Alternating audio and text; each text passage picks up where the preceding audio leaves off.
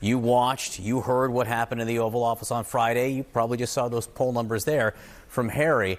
What's your advice to Ukrainian President Volodymyr Zelensky this morning? If he's listening, what do you think he should do?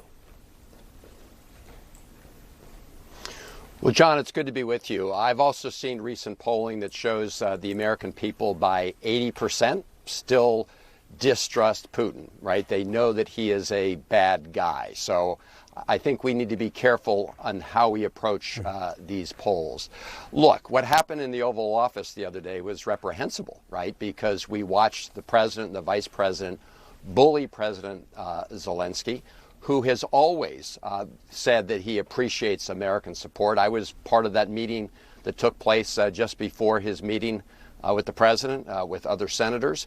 And he, again, bent over backwards to talk about how grateful he was to the United States. So, look, if I'm President Zelensky right now, number one, I need to continue to solidify my support in Europe because I will tell you, John, right now, Donald Trump, President Trump, does look like he's very much in Putin's camp.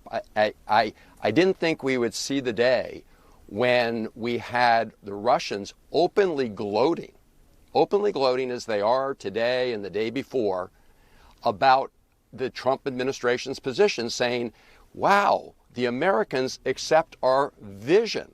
Well, that vision is one of continuing aggression against the people of Ukraine and their continuing efforts to be an autocratic regime. So if you're Zelensky, you are in a tough spot. He was willing to sign the most recent version of the minerals agreement. And if the Trump administration wants to proceed, I'm sure he's willing to proceed, excuse me, as well.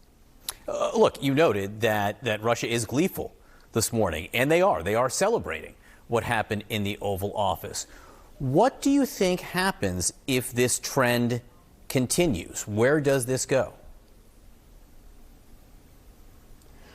Well, it trends in a very dangerous direction, meaning that our friends and allies in Europe and other places around the world will see that we're just totally unreliable.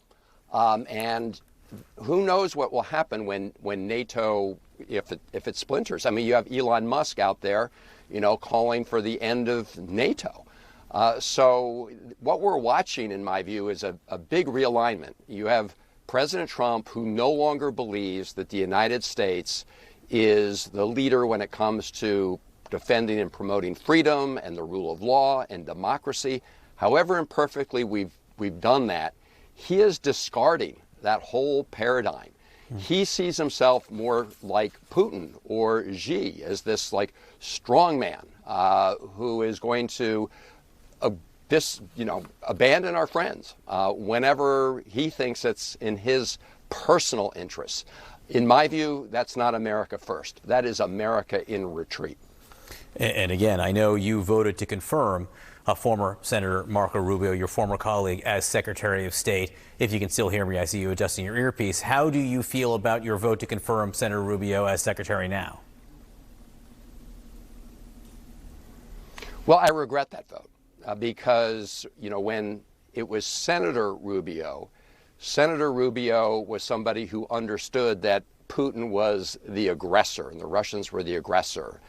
He didn't go around calling Zelensky a dictator. But it seems like he's had a total lobotomy or heart transplant. I don't know what it is. But first of all, he allowed Elon Musk essentially to take over the operations of the State Department. We saw how they're trying to dismantle AID. That was an Elon Musk initiative. And now he is just parroting Donald Trump. Now, if that's why he took on the job, just to do the dear leader thing with Donald Trump, then I'm extremely disappointed. But that seems to be the direction that he's headed. Are you going to go to the president's address to Congress tomorrow night? Will you be in attendance? I decided to attend, but bring a guest. This is the head of Democracy Forward, Skye Perryman.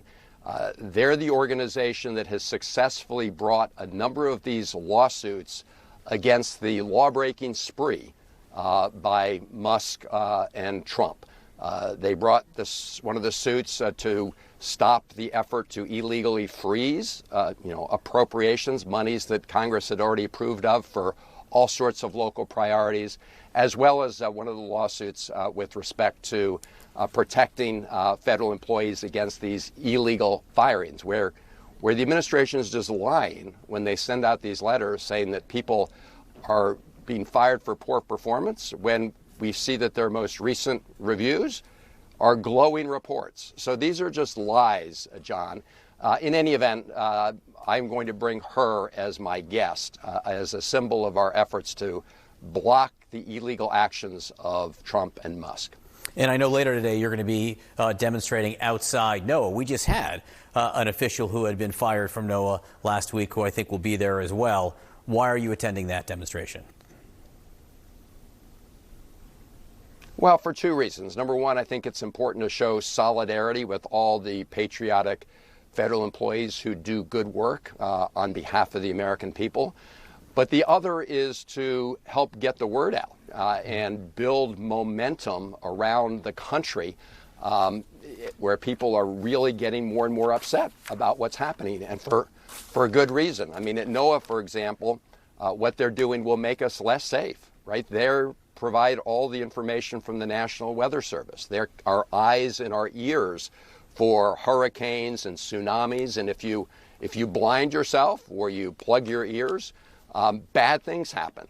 People get hurt. People can die. So we're getting that word out. You're seeing, John, these town halls across the country where Republican members of the House or the Senate are finally being confronted by angry constituents. And that's because those constituents are understanding exactly what the threat is right now. You've got Donald Trump, who promised to bring down prices. He promised to cut prices. Instead, he is cutting services that are important to every American, that help every American, National Weather Service being just one, and instead rigging the government to help people like Elon Musk, who, by the way, the other day just got another $1 billion contract from the FAA. Senator Chris Van Hollen from Maryland.